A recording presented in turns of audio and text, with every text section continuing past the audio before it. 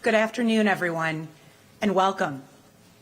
It is a pleasure to be here with you all to commemorate the completion of Monarch Hall, U.S. Customs and Border Protection's newest advanced training center facility. My name is Dina Cooper. It is my privilege to be your MC for today's ceremony. I would now like to welcome our distinguished guests.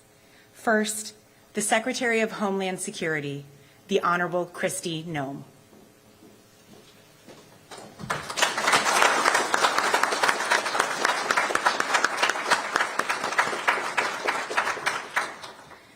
Commissioner, U.S. Customs and Border Protection, Rodney Scott.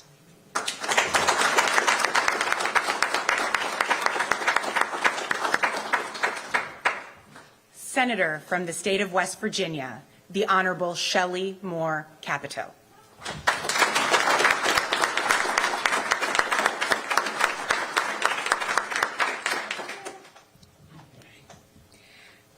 U.S. Representative of West Virginia's 2nd Congressional District, the Honorable Riley Moore.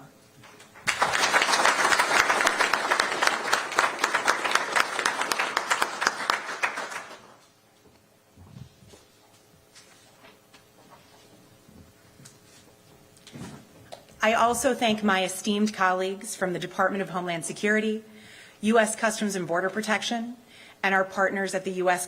Army Corps of Engineers for being here today. It is a privilege to celebrate this milestone with you. Ribbon-cutting ceremonies have been used to mark progress and new beginnings.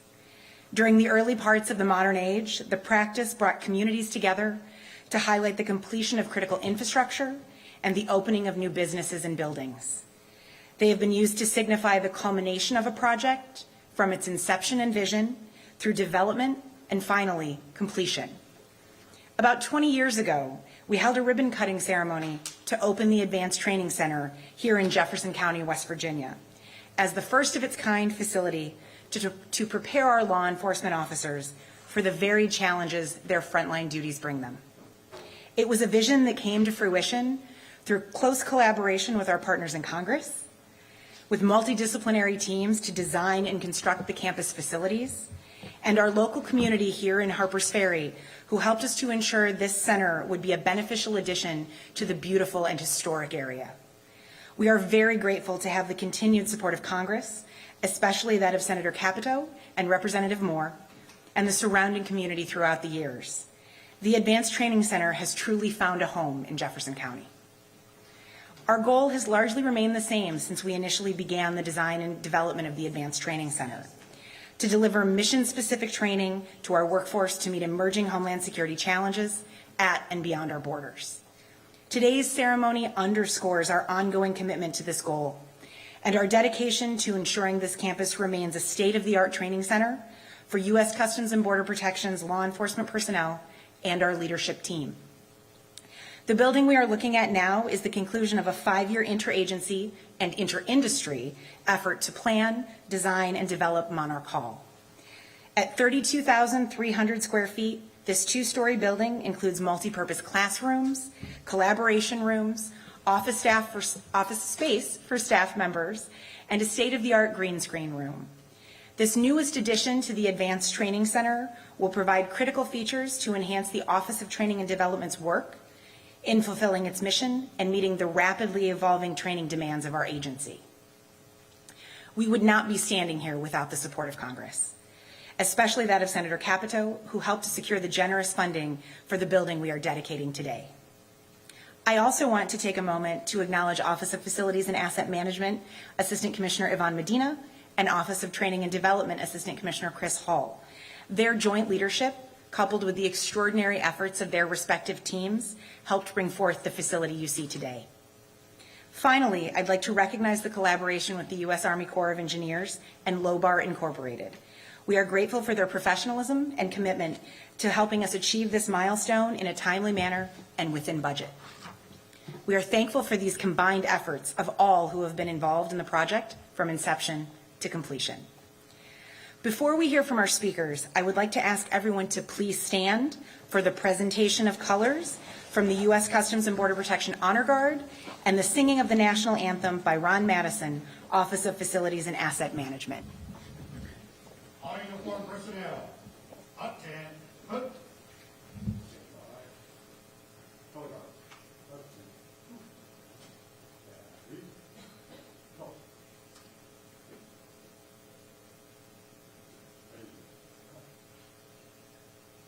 Uniformed personnel. Present. Ready.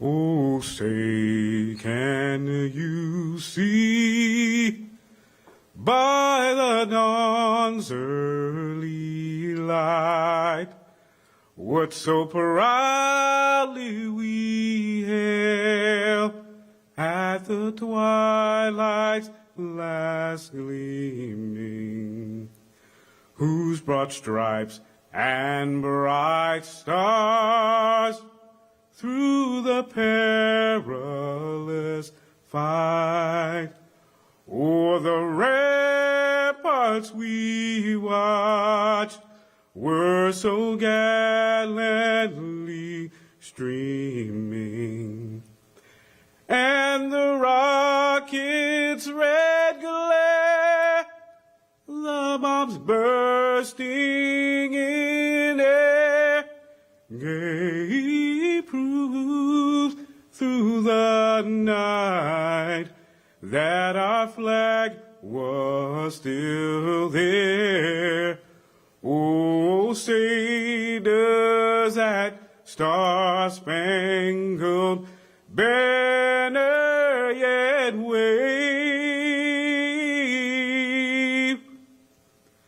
o'er the land of the free and the home of the brave.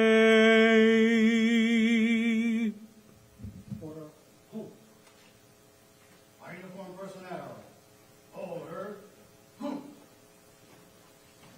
Ready. Ready. Start.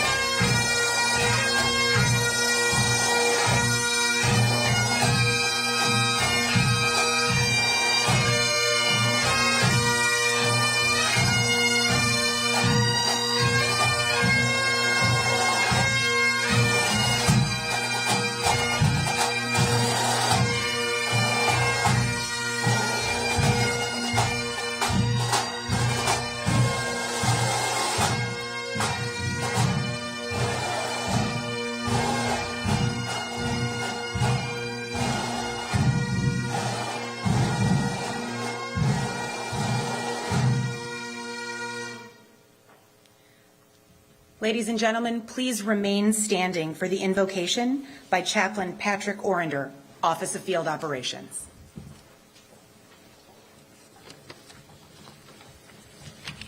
Heavenly Father, source of wisdom, strength, we gather here with this grateful heart to dedicate Monarch Hall. Thank you for this vision and commitment that brought this center to life. Please empower our workforce. We are especially grateful for the steadfast support of the senior leaders of U.S. Customs and Border Protection. The dedication, guidance, and investment have made this milestone possible to continue to shape the future of our mission.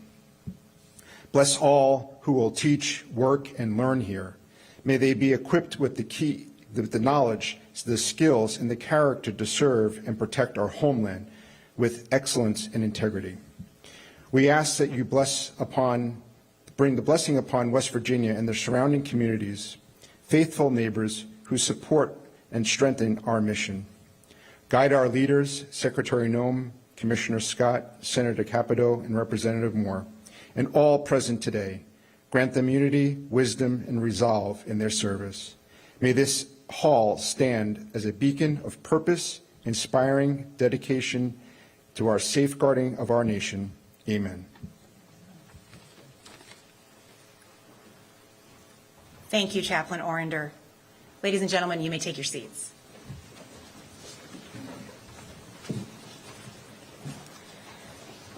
Since becoming the 8th Secretary of the Department of Homeland Security, our first speaker, the Honorable Kristi Gnome, has been an unwavering champion of our agency's important border security mission and of our dedicated workforce who serve and protect the American people. We are very grateful to have Secretary Gnome's leadership in all we do at U.S. Customs and Border Protection. We are especially honored to have her join us today for this momentous occasion. And now I ask you to all help me welcome to the stage Secretary Gnome.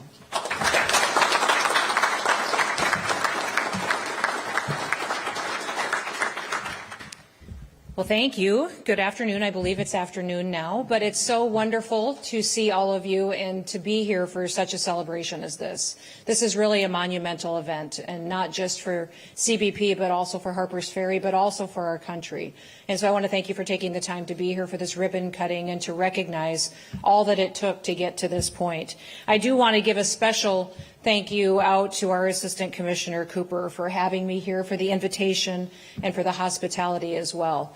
This is going to be my first opportunity to take a tour of Monarch Hall, and I'm looking forward to seeing what the center can bring in advanced training and technologies to each and every single one of the people that joined to serve the public and the people of the United States. I also want to thank Senator Moore Capito. I call her Shelley because she's been a friend of mine for many years, and I want you all to know that I believe she's going to go down in history as one of the most effective senators that this country has ever seen.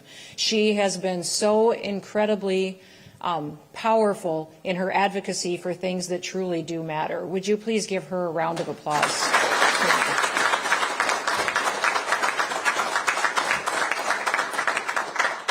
She doesn't just advocate for funding for this campus when she talks about Harpers Ferry and what this training center means. For years now, she has championed bringing the dollars that are necessary here to get this hall built. In fact, I think her alone, in her role on the Appropriations Committee, but also in the Senate and to members of Congress, have secured over $32 million to complete this hall.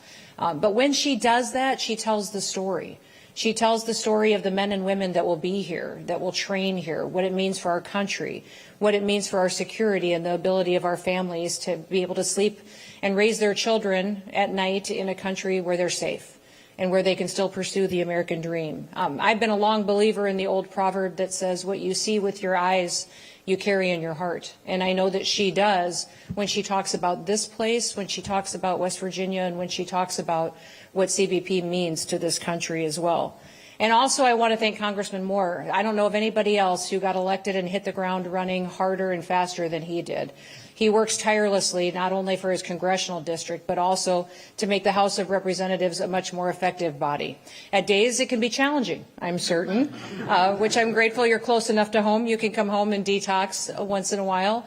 But I will tell you that when he stands up in a room and he speaks, people stop and they listen.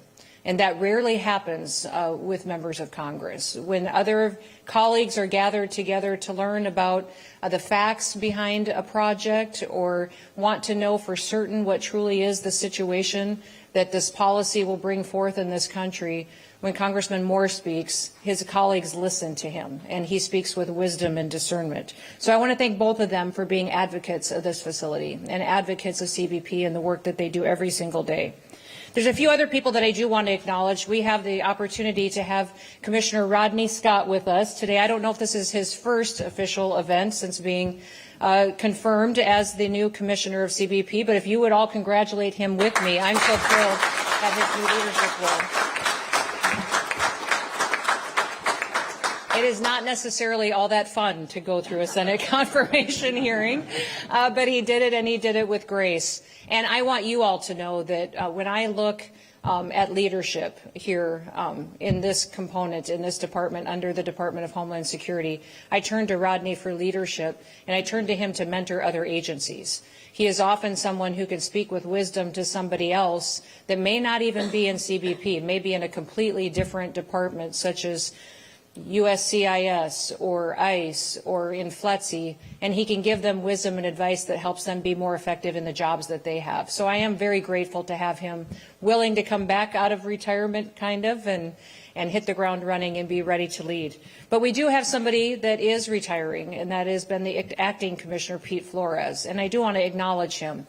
I have never met someone who has served with such a steadfast consistency and care for the post at which he is responsible for than Pete. I haven't known him that long. I first met him when I was nominated for this position, but have gotten to spend hundreds of hours with him. And no matter what I said or did or decided, he looked at me and said, "Yes, ma'am, and this information might be helpful to you," and educated me and helped us make the best decision for our country. I've appreciated him more than probably he'll ever know. But if you do get the chance to spend some time with him, let him know how highly I think of him. We are grateful for his leadership. Also, thank you to Acting Deputy Executive Assistant Commissioner Cheryl Davies and Assistant Commissioner for Training and Development, Christopher Hall, and they have been absolutely fantastic for what they have done to lead our team and to commit to overtime. We all know that the last several years have been challenging, and with a change in administration comes many changes, but with those changes also comes a lot more work and a lot more time and dedication to get people back to securing the border to what President Trump has promised the American people, and back to doing the jobs that they needed to do in order to ensure we did that very quickly. They have put in overtime, and that has been absolutely fantastic to see their commitment.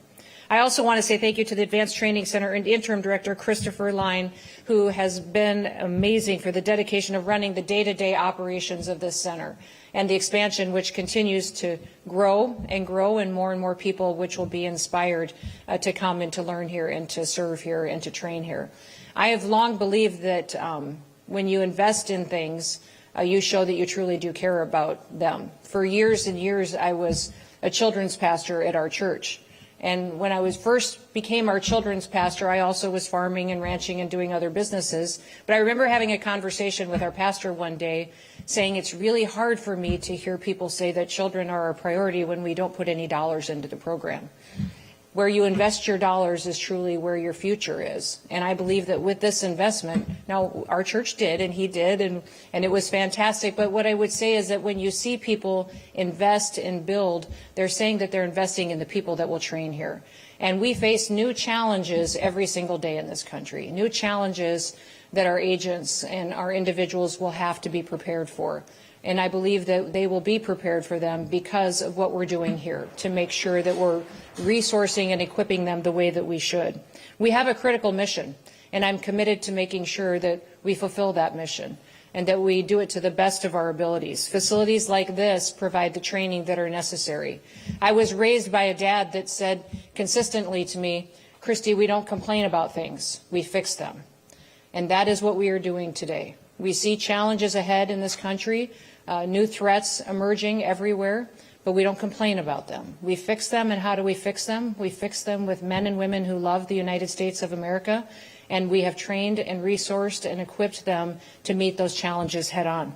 Now, we do have a bill that's coming before Congress I hope everybody will support that will be a necessary resource for CBP. That bill doesn't just have dollars in it to build a wall, which it will. It'll have over $46 billion in it, not just to continue building infrastructure wall, but to give us the surveillance and technology that we need to truly secure the border and every border, not just our southern, but our northern, our maritime borders as well. It also will provide $4.1 billion so that we can hire 5,000 new CBP officers as well as 3,000 new CBP border agents. It also gives us $2.7 billion to CBP so that we can have the surveillance technologies that we need, and another $1 billion for our vehicle fleet. It allows ICE to hire 10,000 new officers, which we cooperate every single day to secure our country. And it will also allow us to double our detention capabilities that may be necessary as we do our work. It also will address salary and bonuses, which I think is incredibly important. When you make sure that we take care of our people that work for us, we're taking care of their families. I don't know of anybody that can do their job with excellence if their family is in crisis at home. And that's the one thing that I want everyone who works with CBP to know, is that we've got your back, but we care about your family, and we care about your family's futures as well. One thing that I want to leave you all with today is to never lose sight of our priorities, of what our mission is. Our mission at the Department of Homeland Security is to secure the homeland with honesty, with integrity, and to do that in a way that best represents the United States of America. CBP has done that with excellence. They have done their job and overachieved anything to which I could have thought was possible in such a short period of time. This training center is going to allow us to do even more far into the future. So thank you for wrapping your arms around this facility and the people that will train here. Thank you to the chaplain for praying over this building, and the people that will train here, that God's hand and that this hedge of protection will be over them. And I'm so honored that you invited me to be with you today to celebrate this. This is a special day, and it's a special day not just for CBP, but for our country. May God continue to bless you, and may God continue to bless this great country, the United States of America. Thank you.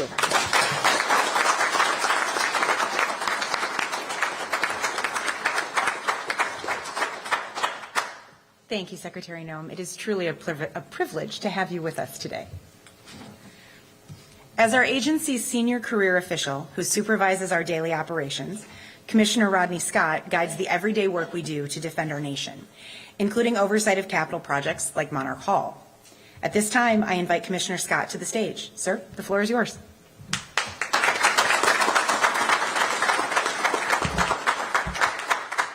Good afternoon. I'm going to keep my remarks a little bit short, but I really do want to thank Secretary Gnome for being here. Thank you for the support you've given us from day one, and your investment not just of time here, but time with the leadership teams. But your attendance here today means a lot to us, and greatly appreciate it. Senator, I can't thank you enough. Congressman, I can't thank you enough for the support that you've given beyond this facility. But specifically today, I do want to focus on Monarch Hall and Advanced Training Center. But I think it's important to understand that we would not exist without Senator Capito's support, not just financially through appropriations, but the conversations behind the scenes, learning about our organization. I'm in a unique position. This is my first event, by the way. I'm in a unique position coming up through the organization where I got to see the senator come out in the field when I was a sector chief, and she just wanted to learn. I want to thank you for that, because that is really getting to know what's behind the curtain is the important part. There was prepared remarks for me up here, and I'm probably going to blow them off. That's kind of the way I usually do things. Because as I was listening and I was walking around, even talking to some people coming in here, I want you to know how important this facility is. Not just Monarch Hall. We're here to do a ribbon cutting on Monarch Hall, but can't even say it. Monarch Hall is just one more spoke in this wheel that CBP has of investing in its people, investing in its culture, so that we can provide America the best border security we possibly can, effectiveness and efficiency-wise. And I'm a product of ATC. So I kind of want to focus on that, I think, today a little bit. And I'm going to apologize for all the people that wrote my notes. I'm going to blow them off. But I want you to know that all the success in me becoming commissioner really does come back to this. But it's not, when you say ATC or Monarch Hall, it seems so singular. And I think we forget, because I had a list of people I'm supposed to thank here, and I'm going to highlight a couple of them. But for every name on this piece of paper in front of me, I've learned from being in this organization for years, there's countless people behind that individual that did the real work. As the commissioner, I'm going to get a lot of credit and a lot of criticism for a lot of things that other people do. But I'm proud to do that because I love this organization. I actually was willing to come back because a lot of what happened here at ATC. So let me give you a little behind the curtain. So for those of you that forgot, U.S. Customs and Border Protection was born out of the ashes of 9/11, and some agencies were shoved together that didn't necessarily want to be together at that point in time. Advanced training, not the academy, is what fixed that and made CBP an actual culture, a family, and an organization. And it was intentional decisions by leadership that came before me that said, hey, to be what America wants us to be, what America needs us to be, we need to be one. So basically, ATC was the place where CBP, where Legacy Border Patrol, Immigration, Customs, Ag, kind of got pushed together, and it was a safe space to have some tough conversations, some fireside chats with some leadership that was outside of your chain of command and couldn't necessarily discipline you immediately. Freed up some opportunities. But I want to thank the leaders that came before us, and I really want to thank the leaders that are sitting here in front of you. I want to thank Chris. I want to thank facilities. I want to thank Army Corps of Engineers for the tactical piece of it. Council. I don't think there's anybody in CBP that hasn't benefited from and or invested in ATC. But it's not just about, you know, giving our current leadership, you know, a weekend away to like brainstorm. It literally has a direct impact on operations. So I'm going to highlight that for just a minute, and then I'll probably shut up. If you look at what this organization has done, and I don't mean to get political here, I just want you to think about this realistically. If you look at what this organization has done to secure the border since January 20th in a record amount of time, that had a lot to do with presidential policy and knowing you had top cover. But what it really had to do, like I talked about that cascading effect, right, was an organization that had literally been taught to not accept failure. And that's really what happened here at ATC. Different parts of the organization came together, but the culture in CBP, because of the investments we've made here, because of the investments you guys have made, because of your leadership, is an organization that while I was a policy advisor, while I was the chief of the Border Patrol, or now as commissioner, brings me a little synopsis of a problem that they discovered and the solution. And it's already moving forward. If I want to change it, I can, but it doesn't wait for other people to tell them what to do. Everybody in this organization has foundational principles of vigilance, service to their country, and integrity that we beat into them from day one. We beat into them here at ATC. And I think that just creates a culture that every American will be proud of. I'm very proud of what you guys do here. I just want to say thank you, and I'll close with that. Appreciate it.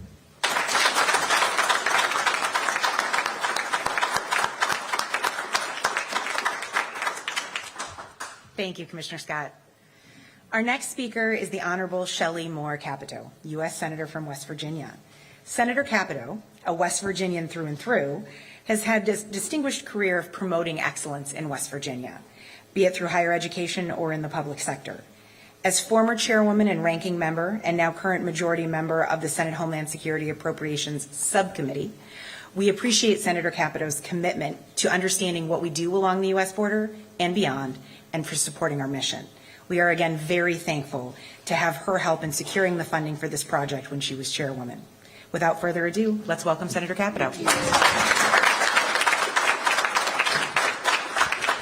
Well, thank you very much for the warm introduction, and I'm so happy to have the Cabinet Secretary here, who I call Christy, because we served together for 4 years and we've known each other. She's an excellent governor in her home state of South Dakota, and just a really warm, as you can tell, very warm and dedicated and great family person as well. So it was fun for us to fly out and do some catching up to do. Rodney I met out in California when he was the sector chief out there, and I cannot tell you how excited I was when I saw that he was going to be the nominee for this position. He knows that. I was going to ask you, when did you start your training? 1992. Things have changed since 1992. And think about it. He's seen probably a lot of different things. So he knows, I mean, I think there's nothing better than a person to lead an organization that knows the organization, knows what it's like to be that first trainee when you're first trying to get your feet wet, knows what it means to be probably assigned to a place you really don't want to go. How do you explain to your family, but also the different problems that are coming across the desk or out in the field. So, Rodney, congratulations on your nomination. You're right, confirmation's not easy to go through, but you have a great mentor here. She's just terrific. Great to be here with Congressman Riley Moore, who is my nephew. And so I was thinking about all the people that I've known so long. I've probably known him. I definitely have known him longer than anybody else. 1980, July 1st. Yes, it was he's first grandchild in our family, so it was a big joyous day. But I'm so proud of what he's doing here. He lives right here in Harpers Ferry, which really makes a difference. But Rowley's, as the secretary said, he's a star and he's going to do well. We're both on appropriations, which is kind of a nice tag team situation in terms of being in the Senate, being in the House. So we have constant communication as well. I will bring back to Senator Katie Britt, who chairs that committee. She said, thanks a lot for leaving that. I went to a very non-controversial committee to chair health, education, and labor. Whew, I might come back to Homeland Security. Yeah, Homeland Security is looking maybe a little bit easier now.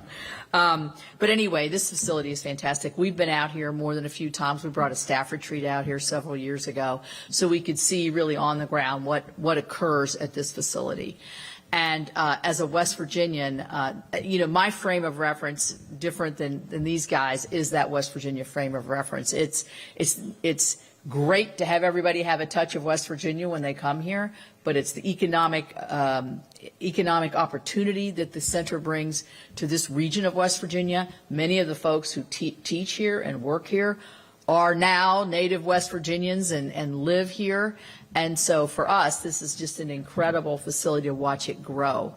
And the Monarch Hall is, I was trying to think, is the Monarch butterfly our state butterfly? I think it is. It is. All right. I didn't win the Golden Horseshoe contest, but that's our West Virginia history contest. But anyway, I thought that's our state butterfly. I don't know. Does South Dakota have a state butterfly? They migrate through South Dakota. Okay, there we go. There we go. That's how we got it. Yeah. But anyway, so I'm really proud. When I think about what's coming across the border, I mean, really, I can't say enough praise for President Trump and the Secretary and what they've been able to accomplish in the last 5 or 6 months. It takes a will, an incredible will, a steel will, to move forward in an aggressive manner, to be able to make the changes as much as they can without Congress acting, to be able to really change the face of particularly the southern border. Our state of West Virginia is particularly affected by the fentanyl that comes over and across the border. We know our fellow West Virginians, we've lost too many to the scourge of fentanyl, family members, church members, neighbors. It knows no boundaries, no economic boundaries, nobody. I can tell you my daughter went to high school in Charleston. She's lost probably 15 people. She's 39 right now. 15 people in and around her age group, either a year above her year, or the year below, in that one single high school to the overdose of fentanyl. I mean, that's just unbelievable. It's horrifying. So that is a challenge that we want to make sure that the Border Patrol is ready to meet the challenge. The technology is evolving huge here. And lastly, I'll say this. I'm getting a lot of kudos for bringing $32 million, which is pretty good. Senator Byrd would be very happy with that. But you have to remember, this is our money coming back to us. This is not my money, or honestly, don't tell President Trump, it's not the president's money. It is our money coming back to where our priorities are. As the Secretary said, we set our priorities, and that reflects who we are. And so to have the training that we have here, to be able to have so many people touch West Virginia and be a part of West Virginia and always have a bit of West Virginia left in their heart, no matter where they go across this country, is a great thing for somebody who is a native West Virginian and loves it like we all love our home states. So thank you so much for coming out today. It's been remarkable that you would take the time. I was kind of fully waiting for her to cancel because of all of the other things that are going on. But I will say the best decision, besides the Secretary coming here, is whoever made the decision to not have this outside. Now, that shows you how smart everybody is here at the training center, because off that pavement, it'd be 100. Over 100 degrees probably. Anyway, I'm so proud of everybody. Thank you, and let's keep up the good work and make sure that we do as we want, and that's securing our borders and making sure that we can have that American way of life that we all love and cherish. So thank you all very much.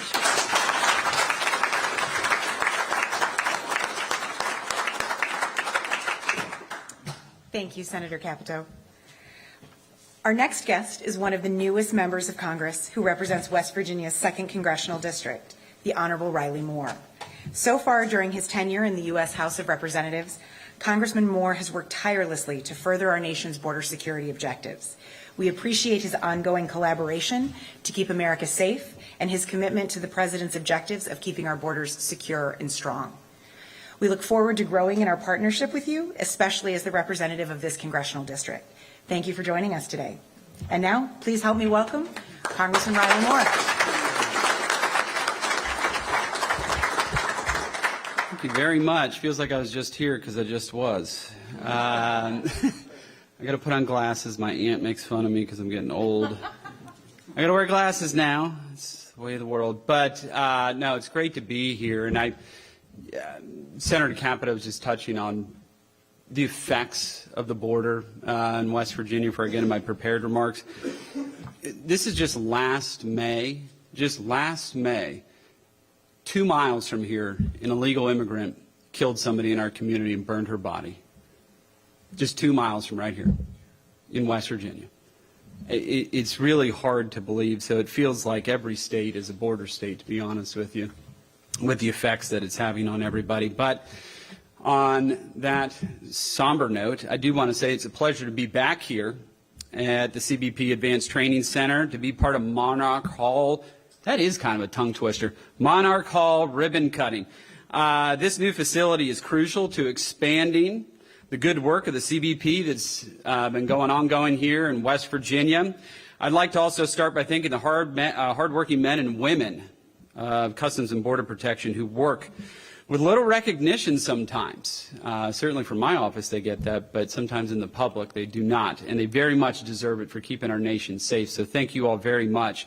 I also want to extend my gratitude to Senator Capito, Aunt Shelley, who has used her position on the Appropriations Committee to secure this funding for this great facility that we have here. And I'm so proud to be the only freshman member of the House Appropriations Committee. And I look forward to working with the Senator and you all here at the Advanced Training Center to further expand and continue the mission. I'm also grateful, so grateful for Secretary Gnome for being in Harpers Ferry, West Virginia. Thank you so very much. I live 5 minutes from here. Somebody told me last month, Secretary of Homeland Security is going to be 5 minutes from my house. I wouldn't believe it. But here you are. So thank you so much for being here today and your unwavering support for law enforcement, particularly CBP and the Advanced Training Center here in Harpers Ferry. The previous administration, though, certainly had no hesitation leaving the border wide open for the last 4 years and throwing our brave CBP officers and agents under the bus. Simply put, they just didn't let them do their jobs.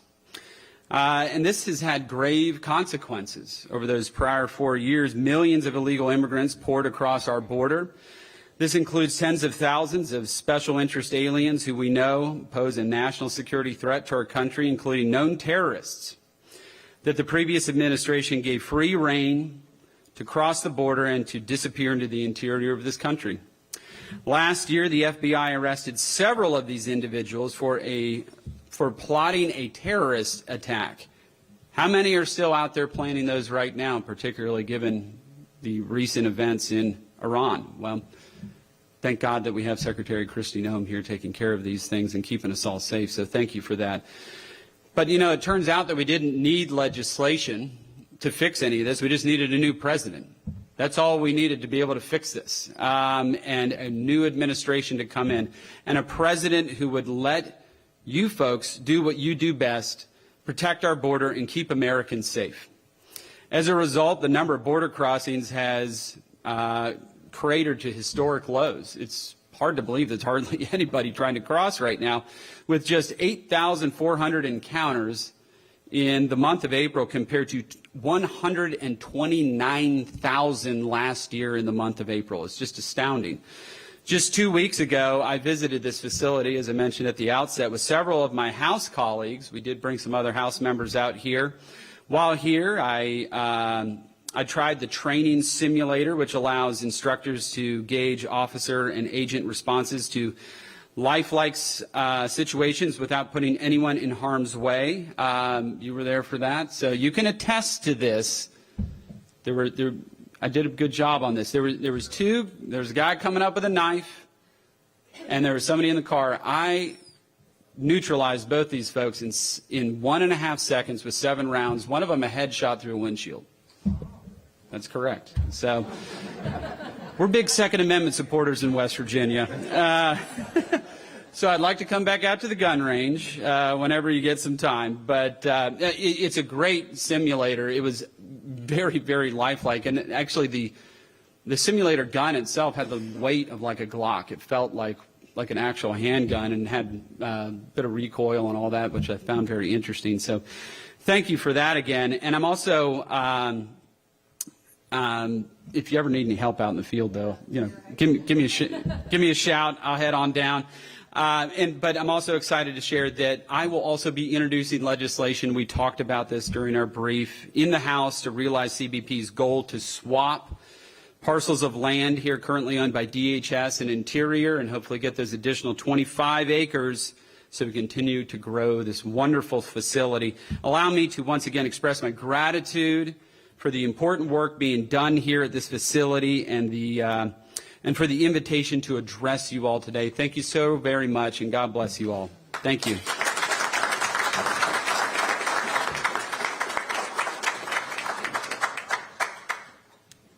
Thank you, Congressman Moore. And thank you to all of our distinguished guests for being with us today. I now ask Assistant Commissioner Yvonne Medina to come forward and present the ceremonial key to Assistant Commissioner Chris Hall.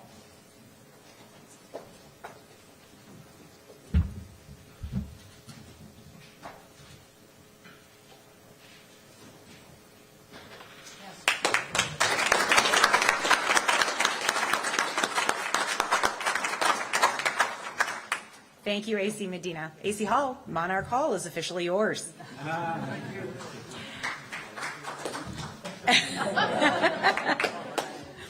At this time, I ask the representatives from the press to please exit in preparation for the ribbon cutting.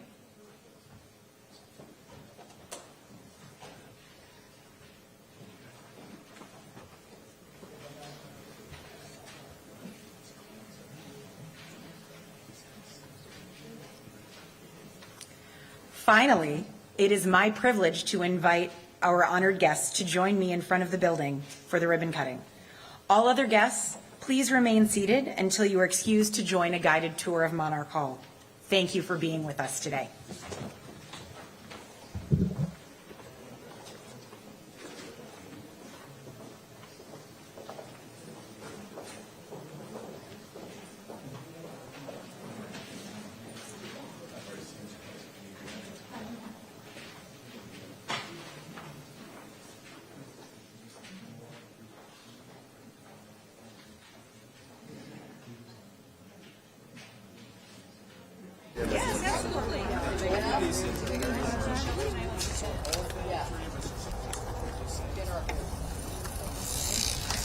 Yeah.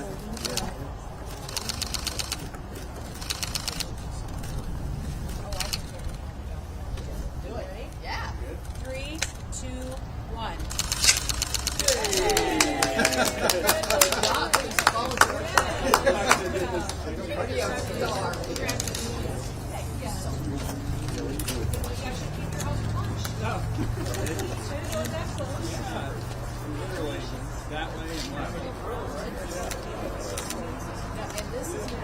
It's on.